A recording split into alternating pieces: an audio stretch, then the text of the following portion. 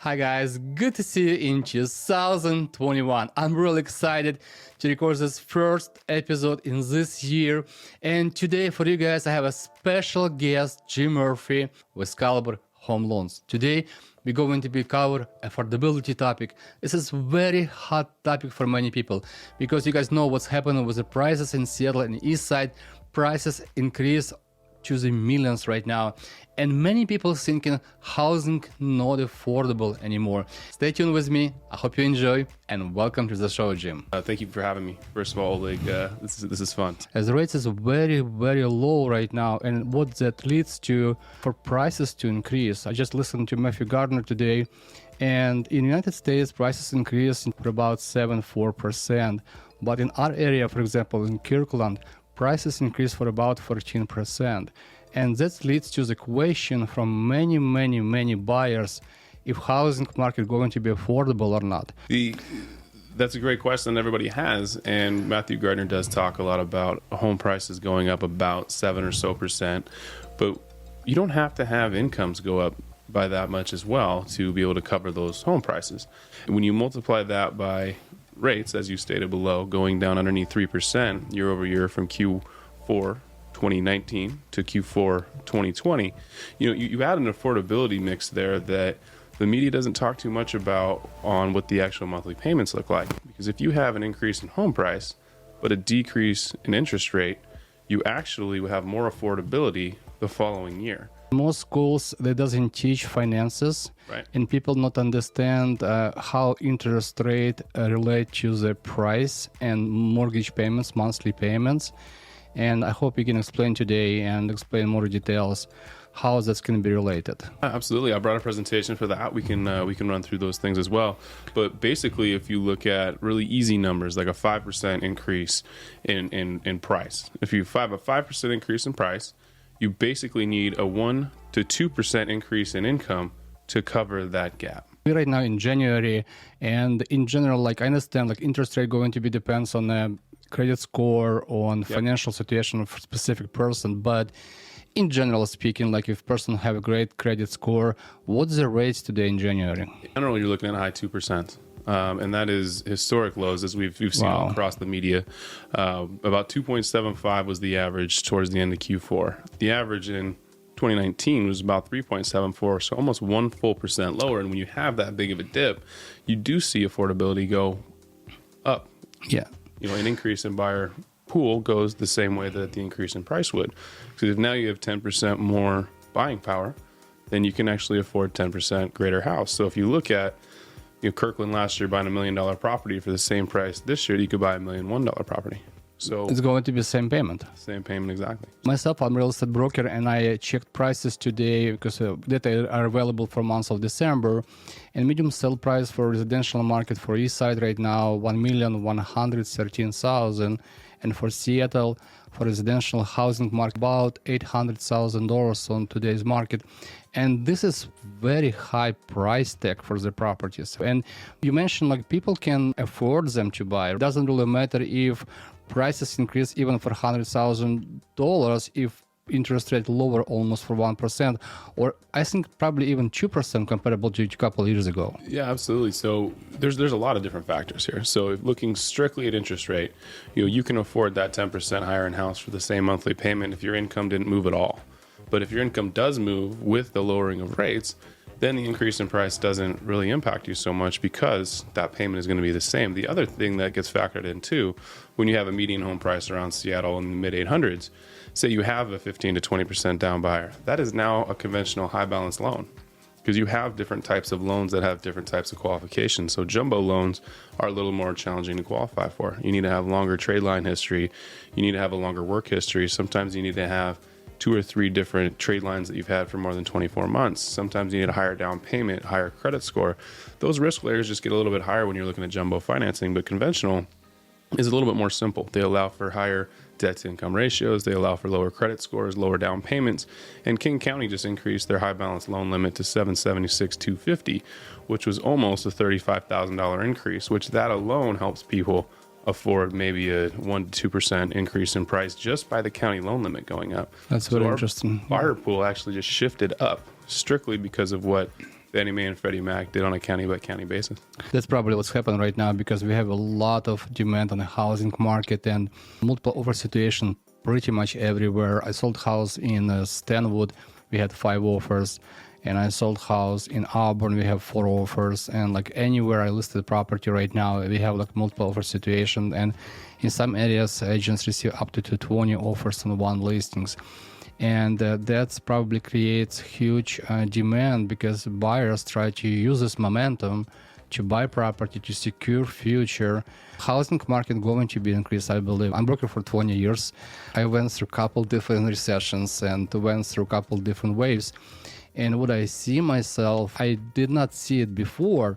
When you buy property and you invest as a long-term investments, the property, if you purchase property in good location, usually double in the price within about 9 to 10 years if we buy it in good locations. This makes such a great investment because you first of all live in a house, secondly your property appreciate and you instantly build equity in the property which you can use in the future, and plus your property really good protection from inflation.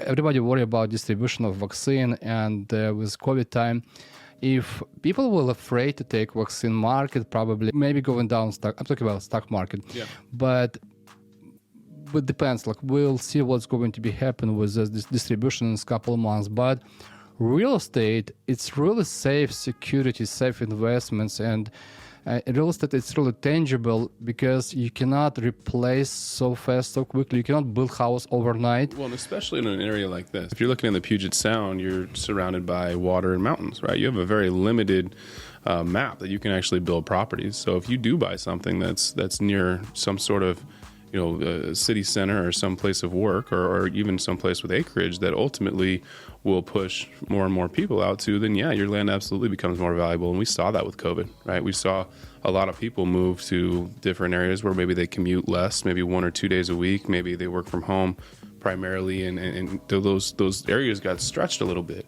Yeah. So when those areas get stretched a little bit, you see multiple offers in greater zones, like north and east and south. But even around the city centers, we've seen multiple offers on just about everything. We're seeing 4 to 10% increases on just about everything right now. Can you run a couple scenarios, for example? Like example, if you buy the house for this specific amount of money or this one, what will be your mortgage payment with different interest rate? We'll put for you guys on the screen this information, but Jim gonna go through the information right now. Yeah. For now, these are gonna be pretty general so we can look at it from a baseline, but of course these can be extrapolated to any purchase, right? The affordability myth right now is that housing is not affordable, right? And that's what we've kind of talked about originally, but that is because we're looking at the wrong metrics. Right now, when we have low interest rates and we have higher home prices and we have increases in income at the same time, if we look at this model, our affordability index is about the best as it's ever been here in 2020.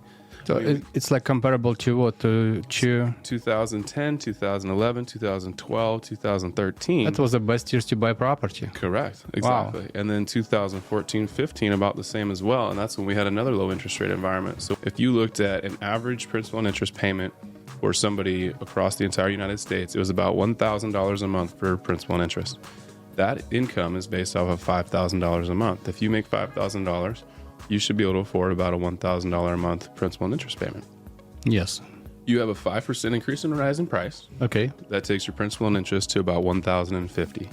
Now, the fear is that you would then need to have a 5% rise in your income to be able to afford a 5% rise in your monthly payment, right? That's the general thought, and that's what the media likes to push.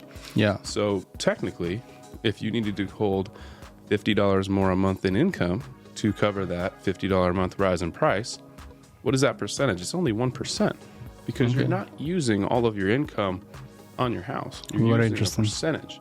So in this percent, we're using 20%. But even if we used 30% of an income, you'd still be able to afford a 5% rise in price with a 1% rise in income because we're not using all of that. And debt to income ratios are usually on housing somewhere between about 20 and 40%. So even if we have, a 2 to 1 or 3 to 1 rise in price versus rise in income, you can still afford that. And that's what we saw this last year.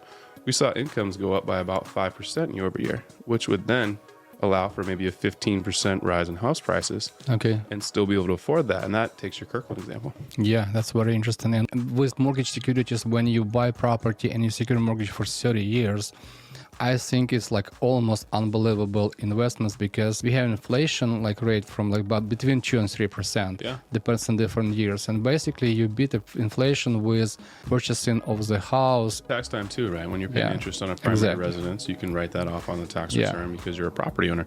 So you also get that additional benefit of being a property owner as well. And when you're talking about rental increases, you're absolutely right. Your rent's going up for the same property that you're living in. You're not getting any benefits for that. One on the flip side is if you're staying in a property, and on average, we'd say over Puget Sound in the last 30 years, it's about a 4.9% increase in appreciation. Yeah. So instead of increasing your rent payment, you're actually increasing your asset at the same time while getting tax benefits, while you get none of that during rent. Of course, paying $4,000 or $5,000 a month for a mortgage would be a lot different than paying $2,000 for a rental somewhere in Seattle, but there is a happy medium there that I think folks forget because you do get those tax breaks which give you money back in your pocket at the end of the year. Makes sense. Let's hop over to this next one. So when we're looking at Q4 purchases in 2020, let's use an average of about $350,000. Okay. That's a 7% home price appreciation year over year. We've talked about that number nationally.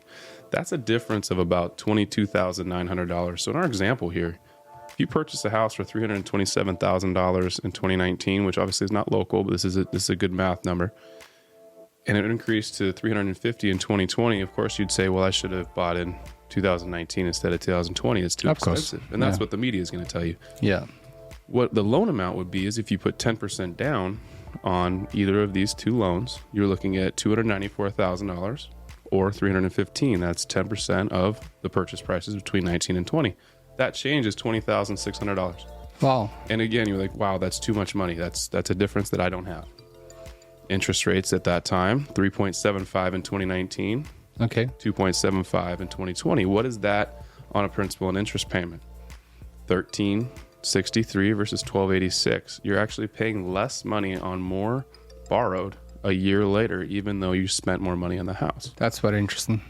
We have to unpack this a little bit further because you have mortgage insurance with less than 20% down on a purchase. Yes, that is going to be higher with a higher loan amount. Now, this is with good credit, and we understand that different loan programs and different people might have slightly different numbers in these, but this is an example we can use. That change is $8 a month. So even mortgage insurance change between about $20,000 is not a great monthly change. Still net $69 less in 2020 Q4 than in 2019 based on a depreciation, or excuse me, on a lower interest rate. Plus, you would look at a depreciation at 7%. On a down payment, yes, we are absolutely looking at more, right? Okay. Looking at about $2,290 more. Because higher price for the property, Higher right? price of property means a higher down payment. If you looked at it a different way and you tried to finance that, you can in some ways. That's a little bit more in-depth conversation, but that's something you could look at too, which is about $10 a month. Yeah. Which means about $2,290 is $10 a month in financing. Easy offhand math, $10,000 a month in increase is about $50 a month in monthly payment. Yes. Now look at our income, 5.9% increase. Now we have $5,295, only a $295 change. We are still winning on our monthly payment. Yeah, that's great. We're actually less than we were and making more money 1 year later in 2019 to 2020 based on averages of increase in property value and an increase in income. That's very interesting. And thank you so much, Jim, for covering this and open up this conversation because nobody teaches in the schools or in the college me is about affordability. Property is still affordable right now, even with prices increase. And if people have little increase in their income, that's totally affordable with very, very low interest rate. The biggest change there, Oleg, I apologize to cut you off, but and again, it just goes back to your income does not have to increase as much as the home does. Yeah. It's a percentage. So even if it increases, call it like 0.2% as much as the home does, you still likely would qualify for the same amount a year later with that same 0.2% increase in income versus the change in price. Yeah, I'm totally agree. What do you think about rates? What's going to happen with the rates in 2021? I think there's going to be a small spike. I mean, the vaccine is now available. It is slower than we thought it was going to be. We do have some wild stuff going on right now, just geopolitically and internationally, economically, all of it. So it feels like there has to be a small spike. Rates have been incredibly low for basically since April of last year. And when you have rates that low for that long, you feel like there's got to be some movement up. But I think overall, 2021 is going to be a low interest rate environment. I think somewhere in the high 2s to mid 3s. I think there's about a 0.5% range there where they could fluctuate. But I also think it's going to be relatively short term. I think we'd probably go up for a little while. Then I think we come back down. We realize the economy needs a lot more rebuilding. And I think the Fed is going to continue to help rates and keep money inexpensive so we can try to get folks to continue to make the economy go. Another big thing that happened this year was Janet Yellen, former vice and Fed chair, is now the Treasury Secretary. So if you have somebody that's been in that position before, now in the new Democratic office, then you probably have a pretty good line between the Fed and the new presidential party. So I think that also helps keep money inexpensive as well. That's very interesting. I will put for you guys Jim information below. And if you guys have any questions, reach out to us. We will be allowed to be your real estate resource and help you to buy and finance property in 2021. Stay healthy, stay tuned, and make a fantastic week.